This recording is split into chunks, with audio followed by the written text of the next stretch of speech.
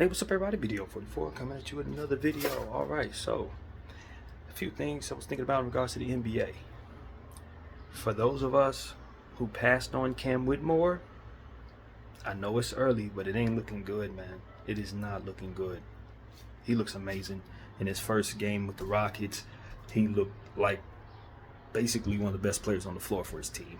And that, my friends, is exactly what I was expecting from somebody who's likely going to be the 5th overall pick if the entire league didn't purposefully tank his draft stock, which is what I think that actually was. I stand by that. I really believe they messed with that boy's draft stock for some really funky reasons, and ultimately he landed with a souped up Rockets team that I think can really do some good things over the next several years if they don't overthink this thing, because that's the problem with the Rockets. And you've heard me say this a million times. It's not new content when I say this, but they brought themselves a bunch of mid. They had young players that were all drafted in the first rounds and early first round throughout the course of their entire roster, and just couldn't stand the success. They're like, no, bring me Jeff Green, bring me Dylan Brooks. Just mid, man. Guys ain't even really that good. I'm not gonna lie to you, I'm irritated with the Rockets because there's a plethora of teams around the league who need what they have and they don't even like what they have. And that's how I look at it, man. They brought in the point guard from Toronto who was struggling his butt off, gave him $1 trillion, and they drafted Amen Thompson, one of the most important point guards in the entire draft, maybe one of the most important point guards in the last 3 years. I'm irritated with the Rockets. They're the last team that needed to get Cam Whitmore. They already got Jabari Smith, who's going to be fantastic. They already got Alperen Sengun, who's going to be fantastic. They're going to be missing out on having Kevin Porter because of his, Kevin Porter Jr. because of his legal situation. They've said he's not coming back to the team, and they ain't going to even miss him because of all the talent that they got.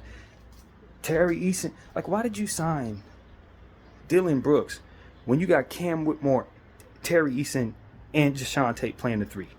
Somebody tell me why they paid Dylan Brooks $80 million when they got 3 players that need to develop at his position. It's just irritating, man. Irritating. They're the last team that should be souped up full of young players, because they ain't going to do nothing with them as it pertains to paying all of them. They ain't going to pay all of them. They're going to on other teams. So that's my thing with the Houston Rockets. They just irritate the hell out of me as it pertains to their front office and the choices that they've made at signing what they signed in the offseason. They thought they were getting better, and they actually just created more of a logjam for the players that need to develop, who are better than the guys they signed, to ultimately not get the time. Just irritating. But that's what I see there. A Rockets team that's super souped up with a bunch of high-level athletic players that can play both sides of the floor. And if they make the playoffs, nobody should be surprised, because they're flat out better than everybody if they just don't do what they did. Literally, let Cam Whitmore and Terry Eason and Jae'Sean Tate play that position. Damn Dylan Brooks. They removed him from the game and got better. He hit somebody in the balls like he's prone to do some nonsense. And of course, the team started elevating. And that's how it's going to be all season long. They're going to be better when certain guys get hurt, so that the guys that they drafted, who are better than them, can ultimately play. Mark my words. Anyway, the OKC Thunder and the San Antonio Spurs matched up. I believe it was the night before last. Chet and Wemby. Game came down to one shot, basically. Chet's team won. I saw the highlights. I think it was a little overblown, to be honest with you. I think, that game was like any other preseason game. Just a regular game to watch in the preseason. Nothing special. Rotations were a little funny. But ultimately, you saw Chet and Wemby go up against one another. And just like you would expect in their first overall NBA game, they played pretty good, but nothing crazy. Nothing amazing. Of course, the talk of the town was Chet getting elbowed, head butted, or however you look at it, in the face by Wemby. I thought Chet embellished it. He did. He flopped like he's supposed to, trying to draw the foul, and it didn't work. Wemby went to the line, flexed, and all that good stuff. And I'm really excited about both of those players, y'all. If you know me as a fantasy basketball fan, I got most of my teams have both of those players. I really overdid it with them too, I think. But at the end of the day, when you got 2 guys that are 7 foot plus, which they both are, Wemby's at 7'4", Chet's at 7'1", you're gonna have with them having the skill set that they do around the perimeter and being able to dribble and of course naturally block shots and get steals, it's just it's a no-brainer to make sure you have those guys in your fantasy team. It's a no-brainer. They're gonna help win leagues if they stay healthy. And both of them have weight to put on. So I'm excited about both of those guys. Another guy I'm very excited about is J-Dub, Jalen Williams, number 8 for the OKC Thunder. I put him on several teams as well, a lot of teams, and I just know he's going to be an all-star before you know it. The dude doesn't really have any holes in his game. He plays both sides of the floor, can drive at the rim, huge, athleticism, ability to dunk the ball, playmaking ability. He doesn't have any holes in his game, and he has great size. That's what it really comes down to. No holes, great size, perennial all-star. Period. Like, he's going to be one of the best players in the league if he continues to develop in the way that he is, and I think he's highly underrated because he's on a team with so many other players who are just going to further complement him. For the passes that he makes to get assists, he's going to be passing to guys who are very gifted. You know what I mean? So it's just, that's the situation there. And then you look at SGA, Shai Gilgeous-Alexander, same thing. Fantastic playmaker, creates for himself, basically a superstar at this point. Every pass he makes should be an assist because the people he's passing to are extra gifted. And then you look at Josh Giddey, same thing. One of the best pure point guards, in my opinion, in basketball. One of the best passers in basketball. He's passing to all-stars. So I expect the OKC Thunder to be a playoff team if they don't have any injury issues. They're one of the deepest teams in the league. Even if one of those guys go down, you got one of the best rookies, two-way rookies in the league coming in Cason Wallace. You got so many different shooters on the team. You got the other Jalen Williams who's blocking shots, still ascending, getting better. He's going to be playing behind Chet Holmgren now. It's just they have one of the deepest teams in basketball, and I don't think people really understand just exactly how good the OKC Thunder are expected to be on my end. I just think they're going to be probably a top 6 team in the Western Conference. They just got too much talent. It should fit in very well, and if they don't have any injury issues, they're deep as hell. So that's pretty much what it is with the OKC Thunder. I expect them to possibly contend and usurp some of these teams that people think are better than them. They just have more talent. And I look on the other end. Congratulations to Devin Vassell. I don't remember exactly the framework on his contract, but I believe it was like 5 years, $150 million or something like that. I don't know if most people see that as a solid contract, but I do think Devin Vassell is that good. I do.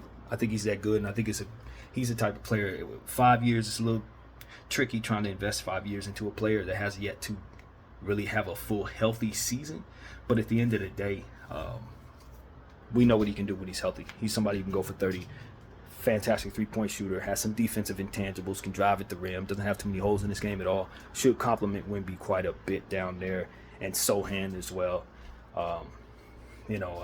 Who else? Jones. So they have a nice team in San Antonio there with some young players that you really like. And having Devin Vassell locked in for many years gives Wemby his running mate, who can basically make all-star teams with him over the next several, as they develop then from there for several years in a row, I'd imagine. So that's how I think Devin Vassell is going to turn into, man. He's going to be a very good player. They probably got him for a discount, to be honest with you. It may not look like it right now, but year 4 of that contract is going to be looking good, I think, if he doesn't have any injury issues, for which he has had to start his career. But then again, what are injury issues when the team is tanking? You roll an ankle, you're out for a month. You know what I mean? So Devin Vassell's in a good spot, and I think San Antonio knows what they have in him. I like that situation. I saw some footage of the Indiana Pacers. You got to look out for the Indiana Pacer bigs, man. They have bigs. You got to respect. They got Obi Toppin in place, who's going to score and jump out the gym. They got Jarris Walker, who, although is a little undersized in my opinion, still going to play both sides of the floor, particularly the defensive end, very well. They can shoot the three a little bit too. Jarris Walker is a fantastic player who fits on their team. Sticks put on a lot of weight. Jalen, I think his name. I never remember what his name is. That's why I always call him Sticks. But his last name is Smith. I think it's Jalen Smith. I think so. Played with the Suns for a little bit. They should have put him in the game in the finals when this power forward went down. I told y'all about that a million times. They didn't play him. Just missed an opportunity to develop that kid. Ended up sending him to Indiana, and Indiana has him kind of playing in rotation with other bigs. But I think he's going to be fantastic. He looks like he put on a lot of weight this offseason, and I know he's just continuing to get better every season. So look out for Smith. Stick Smith is what we're going to call him on this channel, since I can't remember what exactly his first name is. I think it is Jalen, but I'm not sure. But yeah, man, he's there. And of course you got to deal with Miles Turner. who's also in place. I just think the Indiana Pacers, they're another one of those teams, even though it's not quite like the Rockets because they didn't necessarily bring themselves mid. They just already had the mid and then brought themselves a lot of good guards. They got to get Buddy Hield off the team, man. Buddy is mid, man. I hate to tell y'all this. He's a fantastic three-point shooter, but that's about it. And the guards that they drafted are better than him. Straight up. If they're developing what they're supposed to, they have more intangibles to their game, they play better defense than him. So they're going to have to get him off the team to create the opportunities for the other guys, man. Naismith, of course, Nembhard, even the guys they picked up in the back of the draft. I can't think of their name, but the extra good guards that they have now. And it's a rotation that is a bit logjammed in regards to that guard position. And you already know nobody's moving Halliburton out the way. Nobody's moving him. So they're going to have to get Buddy the hell out of there so that they can put those other players on the floor and really see what they have in that guard rotation, because they did draft very well over the last several years. So I'm excited about the Indiana Pacers in general. I think they can potentially be a playoff team if they can maximize the talent on their team and get Buddy the hell out of there. It's very important. Out. So that's what I see there. There's other teams that I've been kind of paying attention to in the summer league. Of course, my Lakers. You know, we're looking pretty good. You guys can follow all my Laker videos to see about us. But the one player that I'm looking at in regards to kind of like, oh, he's doing that, is D'Angelo Russell. The way that he looks right now, the way he's shooting the ball, you could be seeing a return to Brooklyn Nets D'Angelo Russell. And I think that's going to shock the hell out of the league, given the fact that he looks good this year. He's kind of been running slow over the last several years. And in Minnesota, his role was kind of funny, didn't quite fit there. They tried the two-center thing. They had Edwards there. It was just not looking very good. Plus, he was dealing with callus issues with his feet that, from what I understand, were giving him issues for the last 2 years. They couldn't find a solution for him. It seems to me they found a solution for those calluses. And he's just coming in good spirits. It looks like his off-the-court life is going great. His family life is going great. And he looks like he's free of the mind, free of any pain, and he's shooting like himself once again. And he's already made one all-star team in his career. You know what I mean? All it is for a guy like that is to feel good and to continue to have a role that makes sense for him. And with the situation he has here with LA, nobody's expecting nothing. And because of it, he's just coming out looking great. We've only been playing him in the first half of these games, but I'm telling you, he's one of the biggest surprises of preseason for me. Really has been. I just did not expect him to come out looking this good, playing this efficiently and making plays as he has been. So if he would have played 30 minutes, he would have been averaging almost 30, 32, 35 points the way he's been shooting the ball for these Lakers in the first two preseason games. And I'm curious to see if we continue to run him out there and him playing this way, because if that's the case, look out. Simply look out.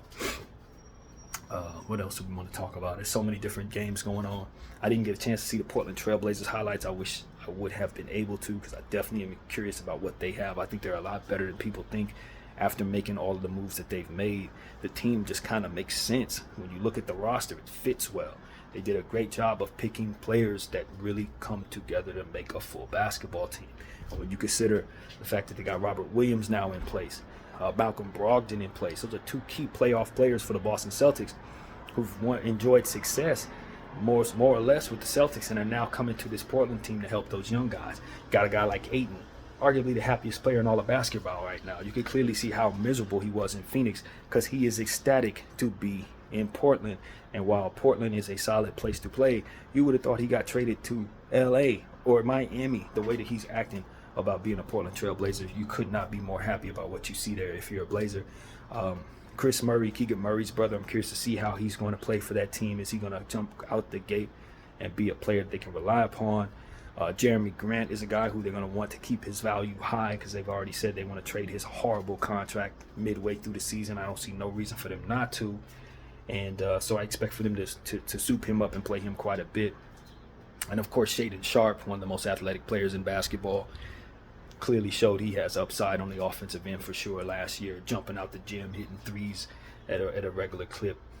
That's a player that I know has really, really serious potential, who's going to be a fantastic running mate for Scoot Henderson for years to come. So just in general, and then you look at Anthony Simons, of whom they decided to keep. I know how high his ceiling goes. He is an all-star level talent, waiting for an opportunity to truly show that. And I don't know that he's had that opportunity as of yet. Only when Dame went down was he able to show you exactly how good he is. So I think the Portland Trail Blazers are sneaky good. You bring in Malcolm Brogdon in that rotation, that is a sneaky good team, man. And I wouldn't be surprised if they're a play-in tournament team. I would not be surprised if they usurp some guys that you expect to be pretty solid as teams. They're going to be pretty solid themselves, especially if they keep the morale as high as it's looked on IG, because they look like they're having as much fun as any team in the league leading into training camp. So that's one thing I'm paying attention to. The New York Knicks, saw highlights of their preseason game. They won their game against the Boston Celtics, I believe it was. That was pretty impressive given the fact that Julius Randle was coming back from the ankle. I thought that he would be missing start of the season, and he looks like he's fresh and ready to go. Fantastic shape. So that's going to determine a lot of what you think will happen in the Eastern Conference if he has another one of them seasons, because he's been overachieving for the last several years with the New York Knicks, making basically being an MVP candidate when he first got there, shooting over 40% from behind the arc. You know, Juju is just, he's really good, man. And I just would not be surprised if he has another all-star season. Now, of course, everybody in New York kind of upset because Obi Toppin's gone. And only the Knicks would draft the guy's brother and then trade him away. That's exactly what the Knicks did. You got Obi Toppin's bro on the team playing in garbage minutes for the squad as a hopeful. That was interesting to see him have them catch a lob. They were saying lob to Toppin, and it just it's like, what? But he's now with the squad, so you got to respect that. Of course, they're bringing back Jalen Brunson. You got all the guys from Villanova. If anybody's been paying attention, they've been trying to recreate the Villanova team that won a championship with Josh Hart, RTD something. I never know how to say that man's name. But who else is on the team from that situation? They picked up, what's the guy's name from Sacramento, played for the Golden State Warriors as well, also has a name signing like that, it's not coming to mind. But basically they put together the Villanova squad from several years back.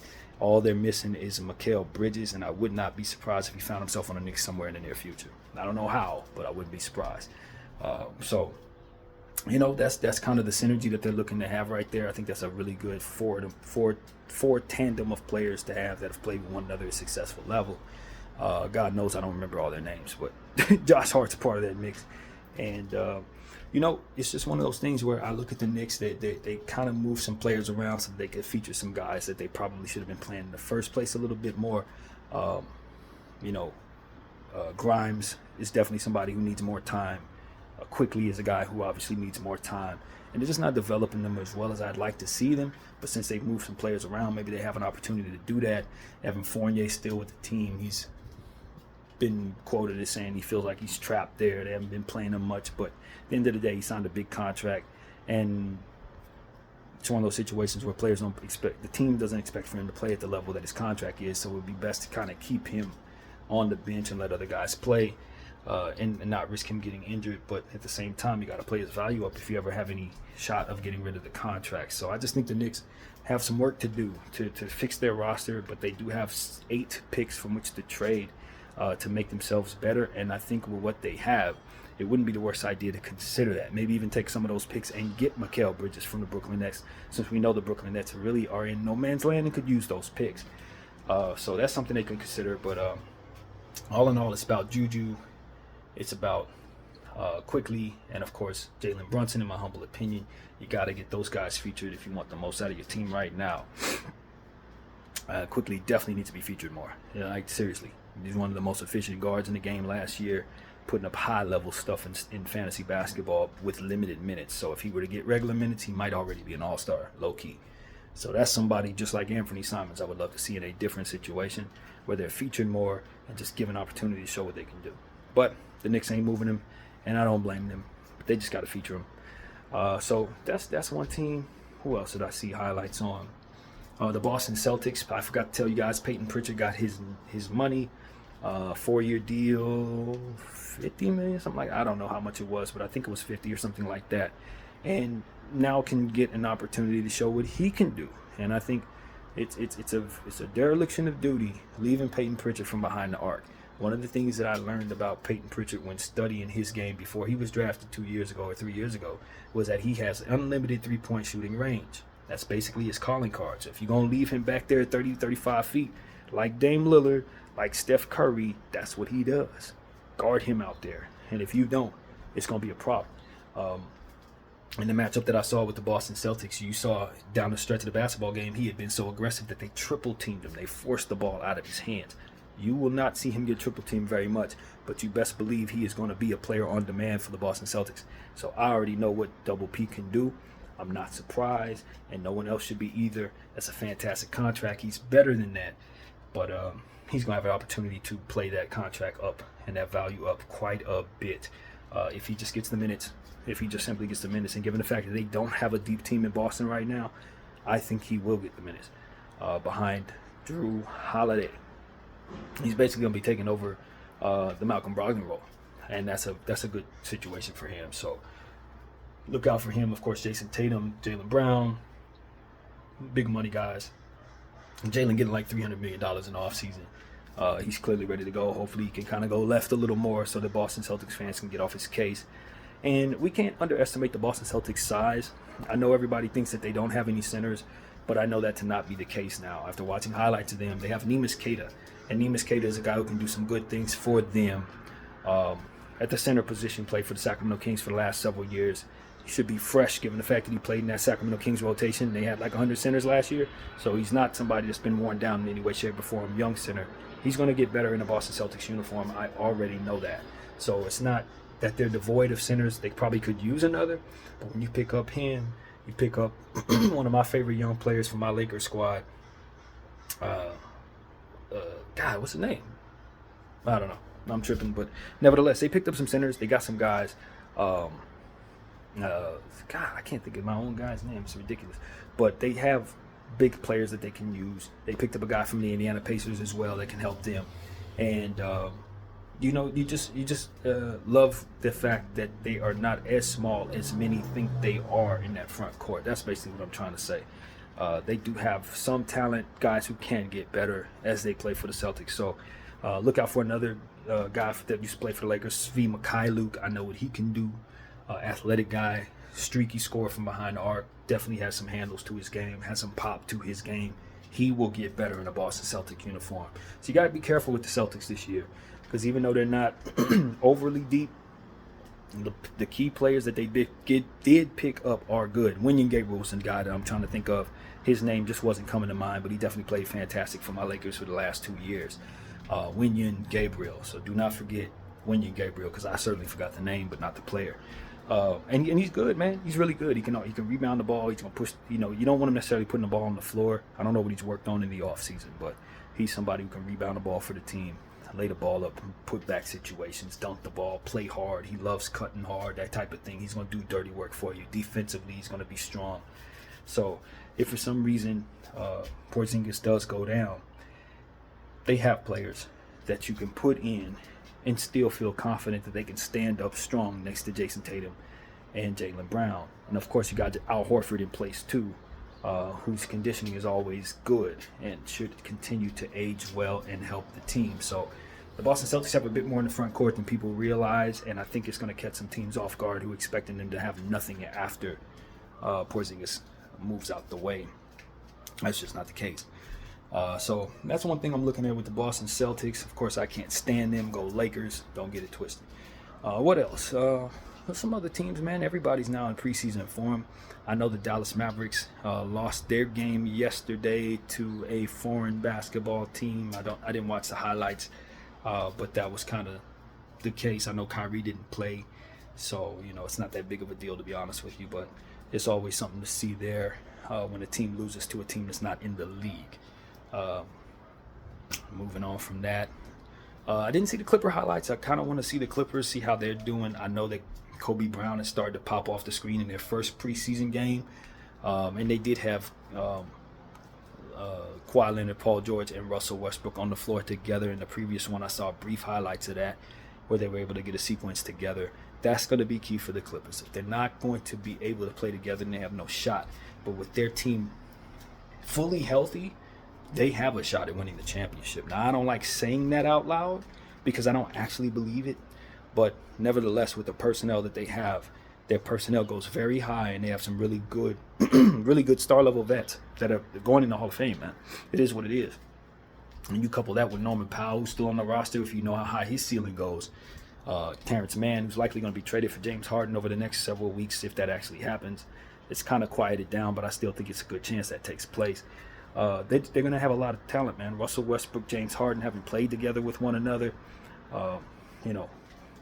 Russell Westbrook and Paul George haven't played together with one another. The synergy should be basically seamless for this team to come together and do what it is that they ultimately want to do. So health is going to be the story for the Clippers, but the Clippers do have some good stuff.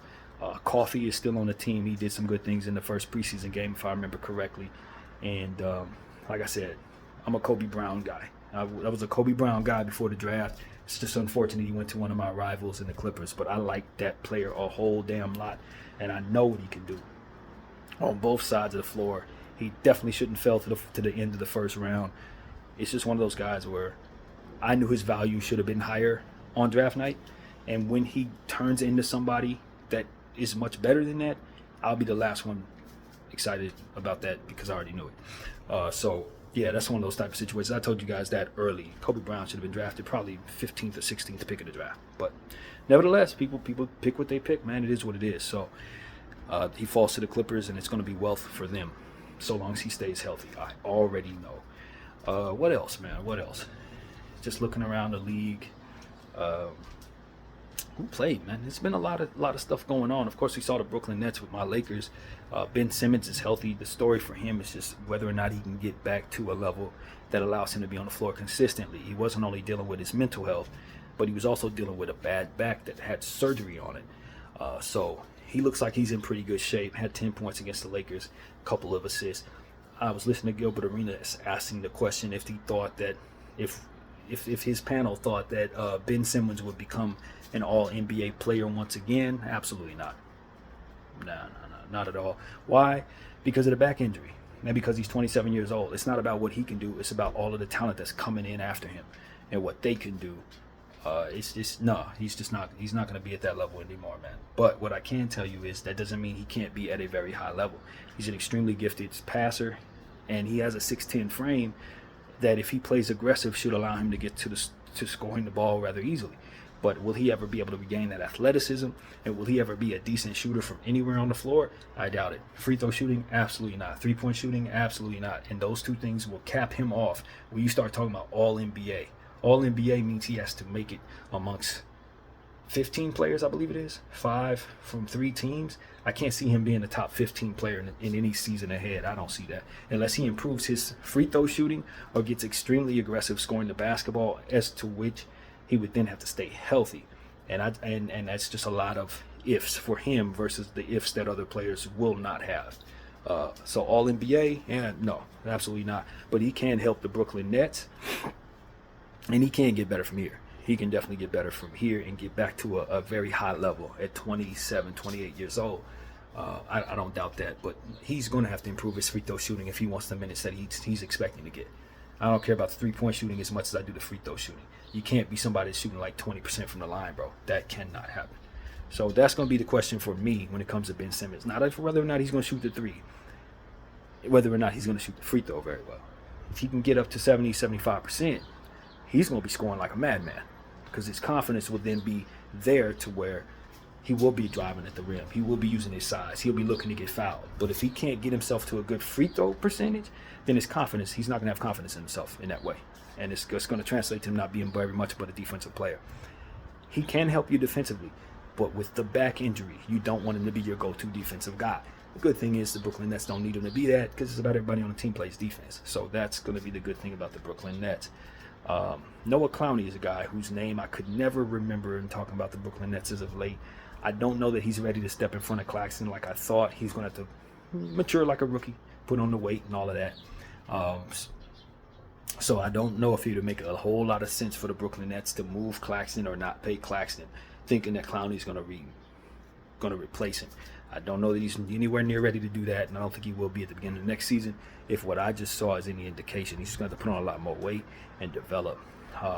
And with Claxton being an expiring contract, one of the things that we were talking about on this channel over the past couple of years is somebody needs to go trade for Claxton because he's probably going to have a breakout looking to get paid.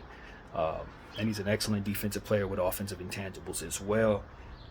I think the Brooklyn Nets are going to love having Claxton this year. He was quoted saying that he felt Um, you know, I don't remember the quote. I don't want to quote him, but he was not happy about the fact that as soon as the stars left the team, his defensive consideration for all defensive player and defensive first teams were basically null and void. And he felt like his defense never fell off, even though those guys left the team. So, yeah, I'm looking at Claxton as one of my key guys to watch this upcoming season. I just think he's going to be somebody who's going to help. He's going to help a lot, and maybe even exceed expectations entirely. I don't want to say all-star, but something, maybe. Just look out for Claxton, Nicholas Claxton. And I'm not surprised that Whitehead is still in a walking boot. I told y'all, I said this on draft night. Whitehead probably shouldn't even be drafted, man, because he's not going to play this year because he's had 2 foot surgeries in a row. Now, he is an NBA player at a very high level, but I can get him as an undrafted guy. I don't have to waste a pick on him if I'm any NBA team if I know he's probably not going to play this year or next year. It just didn't make any sense to me. He shouldn't even came out, to be honest with you. He should have stayed in school and rusted his foot that way, and then play a year in school where his foot is 100% so he can play his draft stock up to where he wanted to be. But since teams were stupid enough to draft him, I guess it didn't matter. But the point is, he probably not even going to play this season, man. But he's an excellent catch and shoot player, excellent defensive player, but part of what made him so excellent was his athleticism, which is arguably gone because of the foot surgery. So the Brooklyn Nets wasted a draft pick on the guy. Poor guy. He's going to be a good player. He's probably going to be really good with the Brooklyn Nets. But the foot surgeries, come on, man. That's all I got to say about that. It's just going to be what it is, man. So that's my take on the Brooklyn Nets. I do think they have some assets that they could trade away to get better. Spencer Dinwiddie's a nice player, but I wouldn't have him as my starting point guard. Not if I'm serious. You can't move the Ben Simmons contract because obviously he's on $1 million times more than what he's supposed to be getting paid. At the level that he's being played, coupled with the back injury, coupled with the mind stuff, he's just never going to move him. So you got to make sure that everything on your team is going to be ascending in value, as we always say. When you bring a guy like Whitehead in, he ain't going to help you for at least another 2.5 years, man. It was a wasted draft pick, and this is why you don't do that. Mikal Bridges, I'm telling you, the Knicks should have their eyes on Mikal Bridges because they put together everybody else on the damn team from Villanova. He's the last remaining piece. Let him hop over the bridge and get over there, man. That's what I want to see happen. I really want to see that. So, yeah, that's my take on both the New York Knicks and the Brooklyn Nets. There, specifically, those two teams need to be making a trade with one another. Picks to the Nets, Mikal to the Knicks, straight up. What else, man? What else? So that's really where my head goes, man. I know there's other teams that I've seen highlights from, but that's where I'll probably leave it, given the fact that we've already been talking for about 30 minutes. Y'all know I could talk a little more as well. I didn't see highlights of the Miami Heat, but I did see the windmill dunk that Jaime Jaquez did.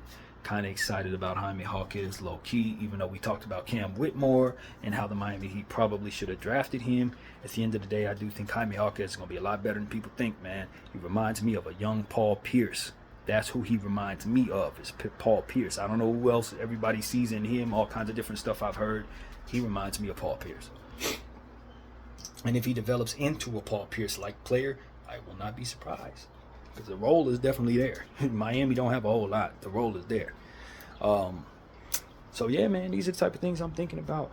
You know, the NBA is back. I'm very excited about that. Had like 10 games on tap last night. I only saw like a few highlights from a few teams. But all in all, it's just good to know that our league is back in action and preseason is well underway to where we have enough data to start talking about what we're looking at. So that's what it is, man. I hope everybody has a fantastic day. Of course, I encourage everybody to go check out my Laker video and go check out the video I did before that where I had a really interesting dream that has an NBA twist that I think a lot of people will be very happy to hear about. But that's pretty much what I got to say, man. My name is BDF44. I thank you all for watching. I'm out.